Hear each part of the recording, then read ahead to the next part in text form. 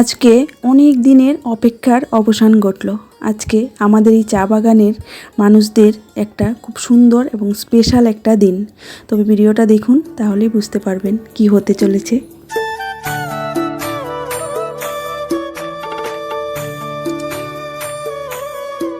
নমস্কার, আশা করছি আপনারা সকলেই খুব ভালো আছেন। আমি সুকৃতি আর আমার ডুয়ার্স ফ্যামিলি আরেকটি নতুন ব্লগে আপনাদের সকলকে স্বাগত জানাই।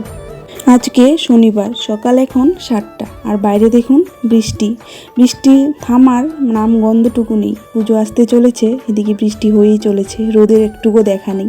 তো চলুন বাইরে গিয়ে বাইরেটা একটু দেখে আসি।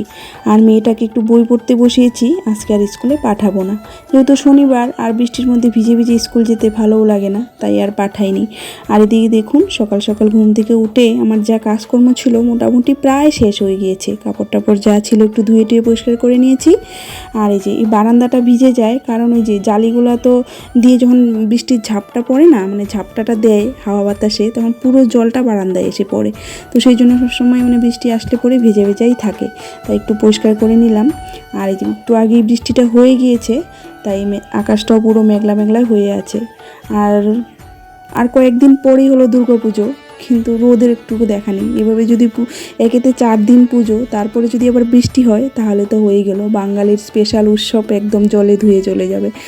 তো ওইদিকে দামু সকাল সকাল এসে একটু কাজকর্মও করে দিয়ে গেল, আর আমি বসিয়ে দিয়েছি রান্নাটা। যেহেতু একটু বিকালে বের হব, তাই সকাল সকালেই রান্না করে একদম রেডি হয়ে থাকবো, কারণ আগের থেকে রেডি না হয়ে থাকলে পরে আবার তাড়াহুড়া লেগে যায়। তো সেই জন্যই তো এদিকে ভাত বসিয়ে দিয়েছি, আর এখন বাজে এই 10টার মতো হয়ে গিয়েছে। আর ভাতে দিয়ে দিচ্ছি একটু আলু দিয়ে একটু তরকারিও বানাবো, সেদ্ধও বানাবো। সেরকম একটু রান্নাবান্না সেরকম করবো না আজকে আর কি, তো সেই জন্যই। আর মেয়েটা আমি ভাত বসাচ্ছি, মেয়ে বই পড়ছিল, বই পড়া রেখে চলে এসেছে আমার কাছে, একটু আদর খাবে, তারপরে খেয়ে আবার পড়বে। আর এদিকে না কালকের একটু দুধ ছিল, এই 1/2 কিলোর মতো আর কি ছিল, তো ওটা দিয়েই ভাবছি একটু ছানা বানাবো। প্রথমে ভেবেছিলাম সোয়াবিনের তরকারি বানাবো, তো দুধটা না সেরকম আর খাওয়া হয় না মেয়েকে, মানে ওর পটিটা একটু শক্ত বলে খাওয়াচ্ছি না দুধ। তো খালি দুধ খাওয়ালে নাকি আরও শক্ত হয়ে যায়। আবার বাড়িতে সবাই বলে যে একটু দুধ পাতলা করে খাওয়ালে, গরম গরম খাওয়ালে নাকি পটি হয়। ডাক্তাররা আবার বলে যে না, দুধ খাওয়ালে আবার নাকি শক্ত হয়ে যায়। তো সেই জন্য ভাবছি একটু ছানা বানিয়ে তরকারি করে নেবো, দুধটা আর ওকে দিব না। তো সেই জন্য আজকে ছানা দিয়ে আলু দিয়ে ছানার তরকারি বানাবো। আর আমার এদিকে দেখুন ছানাটাও প্রায় মোটামুটি রেডি হয়ে এসেছে। আগে আমি দুধটাকে একটু ভালো করে ফুটিয়ে নিয়েছিলাম, ফুটিয়ে নিয়ে তার মধ্যে একটু ভিনিগারের মধ্যে একটু জল দিয়ে এক চামচ করে মানে ভিনিগারটা দিয়েছি। আর আমি দুধটা না ফুটিয়ে আগে মানে চুলার থেকে নামিয়ে নিয়ে তারপরে এক চামচ করে ভিনিগারের জলটা একসঙ্গে দিলাম, বাস হাতা দিয়ে নাড়া দিয়েছি, বেশ সুন্দর মানে ছানাটা বের হয়ে চলে এসেছে। আর এদিকে দেখুন ভাতটাও হচ্ছে, আর আমি বসিয়ে দিয়েছি একটু করলা ভাজা ছানার তরকারি বানাবো। আর ছানাটার মধ্যে আমি যখন গোল গোল করে ছানা বড়াটা বানিয়েছি না, তখন আমি তার মধ্যে একটু মশলাও দিয়ে দিয়েছিলাম।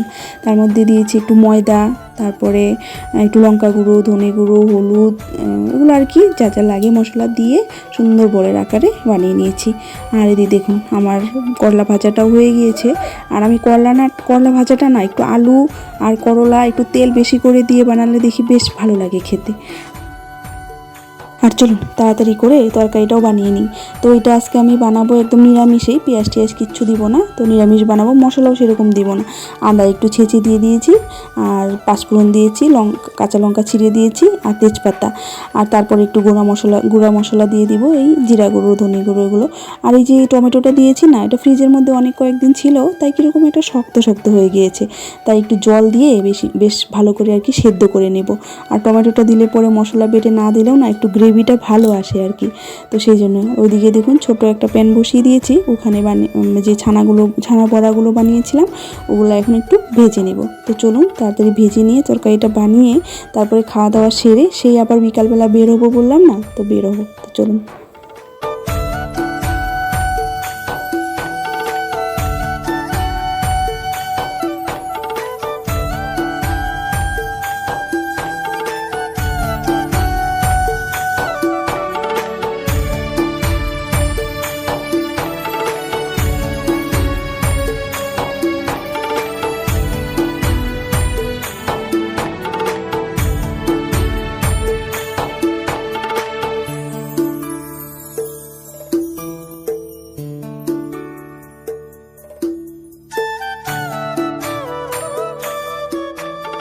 ব্যাস এদিকে দেখুন তরকারিটা আমার ফুটে উঠেছে, আর এই যে ছানার বড়াগুলো এখন ঢেলে দিব, দিয়ে একটু গরম মশলা ঘিটি দিয়ে নামিয়ে নিব।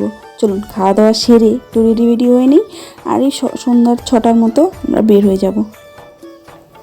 আর এই যে দেখুন আর কিছু আপনাদের সঙ্গে শেয়ার করতে পারিনি, তো রেডি হতে অনেকটাই সময় লেগে গিয়েছিল, তারপরে হালকা হালকা বৃষ্টিও হচ্ছিল, তো সেই জন্য আর তাড়াহুড়োর মধ্যে না রেডি হতেই পারিনি। এই যে চলে এসেছি, যে আমার মেয়ে উনি আবার তিলক পড়াচ্ছেন। তো এখানে আমাদের যে বাগান আছেন, বাগানের যে মালিক আছেন, ওনার আজকে জন্মদিন, তো জন্মদিন উপলক্ষে আমাদের আর কি ইনভাইট ছিল, তো আমরা এসেছি। আর এখানে আমাদের বাগানেই আর কি ওনার জন্মদিনটা স্পেশাল করে এবছর করা হচ্ছে আর কি। তো অন্য বছরও করা হয়, সে ছোটোখাটো করে করা হয় আর কি, তো এবার একটু বড়সড় করে আর কি বাগানে করা হচ্ছে আর কি। प्रधान अध्यापक जी को खाता अर्पण करके उनका स्वागत करेंगे।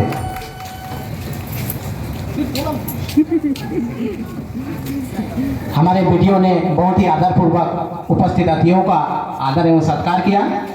इसके पश्चात फिर से पुनः तिलक लगाकर स्वागत करेंगे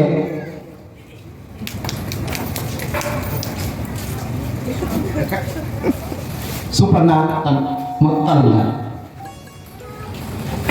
আজকের এই স্পেশাল দিনটির জন্য আমরা অনেক দিন ধরে অপেক্ষায় ছিলাম, তো স্পেশালি আজকে এই দিনটি আমাদের জীবনে এসেছে, তো আমরা সবাই একসঙ্গে হয়ে দিনটি উদযাপন করছি, ভীষণ আনন্দ লাগছে। আমাদের যেরকম একজন জন্মদাতা পিতা আছেন, উনি হলেন আমাদের কর্মদাতা পিতা। সত্যি উনি আছেন বললেই না আমাদের জীবনটা সুখে স্বচ্ছন্দে এই বাগানে কাটাতে পারছি।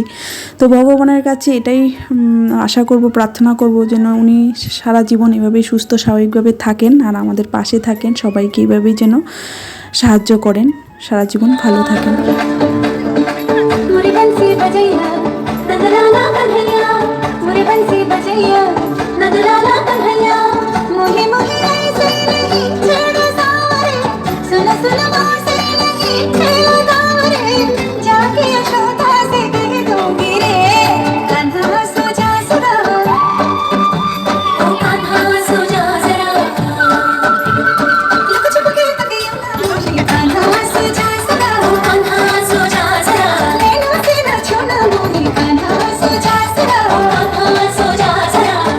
তো চলুন আমার মেয়ের এই ছোট্ট ডান্সটা দিয়ে ভিডিওটা এখানে শেষ করছি। যদি ভিডিওটা ভালো লাগে অবশ্যই লাইক করে দিবেন, আর কমেন্ট করে বলবেন কেমন হয়েছে।